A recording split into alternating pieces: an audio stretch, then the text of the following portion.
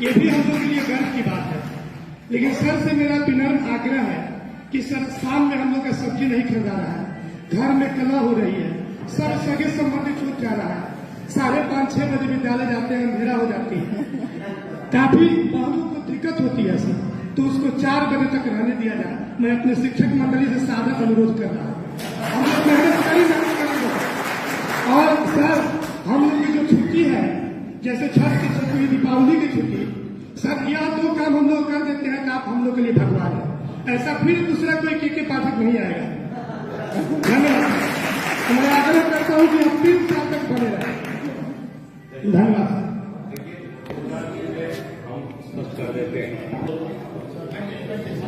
आप लोगों को ये जान लेना होगा कि आप शिक्षक हैं, आज भी शिक्षक रहेंगे, 10 साल बाद भी रहेंगे, 20 साल पहले भी थे।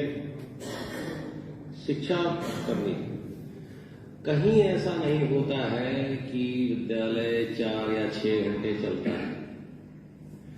कहीं ऐसा नहीं होता है कि अगर गवर्नमेंट सर्वेंट बन गए, जैसे अभी आपने कहा कि आप सरकारी सेवक बनना चाहते हैं, घोषणा तो हो गई है माननीय मुख्यमंत्री महोदय की गांधी मैदान से, तो अब बस हम लोग उसको प्रक्रियात्मक उसमें जो थोड़ी बहुत देर हो रही है, काम आगे बढ़ रहा है, किसी भी क्षण ये हो सकता है। जब आप सरकारी सेवक बन जाएंगे तो 8 घंटा तो बैठ गए, तो कहानी खत्म। कहानी खत्म।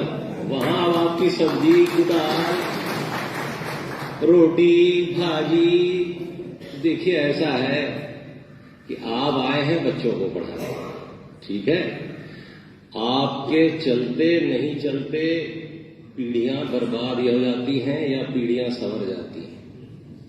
अगर आप घड़ी देख के आइएगा जाइएगा, ये बड़ा पुनीत काम है। मैंने कहा ना, इसमें क्या प्रमोशन है। आज भी शिक्षक रहेंगे, 30 साल बाद भी शिक्षक रहेंगे, लेकिन जब सम्मान मिलता है ना गांव में, वो किसी और को नहीं मिलता। एक शिक्षक है और एक डॉक्टर है, यही 2 पेशा है जिसको पब्लिक जो है भगवान मानती है। अगर ढंग से काम होता तो देख लीजिए, एक अनुशासन तो हम कहीं कॉम्प्रोमाइज नहीं करेंगे। 8 घंटा आपने रहना है, अब जब रहना है तो पढ़ा भी दीजिए। अब जो पढ़ना चाहते हैं उन्हीं को पढ़ाइए। 3:30 तक बच्चे पढ़ेंगे, 3:30 के बाद कमजोर बच्चों को चिन्हित कीजिए। आपको मालूम है ये मिशन दक्ष का निर्णय क्यों लिया गया? ये निर्णय इसलिए लिया गया कि कक्षा 8वीं में बच्चे पहुंच गए हैं, किताब किस सब्जेक्ट की है उसको लेकर के पढ़ नहीं पा रहा है कि किस सब्जेक्ट की किताब है। पिताजी क्या करते हैं? मजदूर। अब वो 8वीं में पहुंच गया है, कुछ नहीं पढ़ पा रहा है, तो कलेक्टर तो बनेगा नहीं, मजदूर ही बनेगा। तो मजदूर का बेटा अगर मजदूर बनेगा तो हम आप क्या कर रहे हैं? 50,000 करोड़ रुपए बजट है शिक्षा विभाग का, सब गड्ढे में जा रहा है। जो पढ़ रहा है वो इस वजह से नहीं पढ़ रहा है कि हम आप हैं, वो इसलिए पढ़ रहा है कि उसने माँ बाप ने ट्यूशन अफोर्ड कर सकते हैं, वो ट्यूशन चला रहे हैं, कोचिंग कर रहे हैं।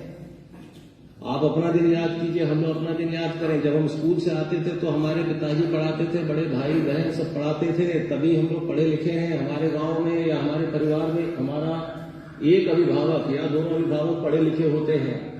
विद्यालय से छूट के आते थे तो पढ़ाया जाता था। लेकिन जो अनपढ़ माँ बाप हैं उनका तो कोई सहारा नहीं है। वो खुद ही पढ़े लिखे नहीं है। उन्होंने सरकार की बात मान के अपना बेटा स्कूल भेज दिया, और बदले में हमने क्या किया? वो 8वीं तक पहुंच गया और कुछ नहीं पढ़ पा रहा। ये किसका फेलियर है? आपका है और हमारा।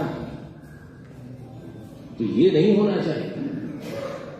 हमें ध्यान इस बात पे देना है कि जो समाज का एकदम कमजोर तबका है वही ना हमारे यहाँ आता है। उनमें से अधिकांश के माँ बाप नहीं पढ़ पाते हैं। कोई मजदूरी कर रहा है, कोई दिल्ली में है, कोई मुंबई में है, कोई गुजरात में है, कोई कहीं है, कोई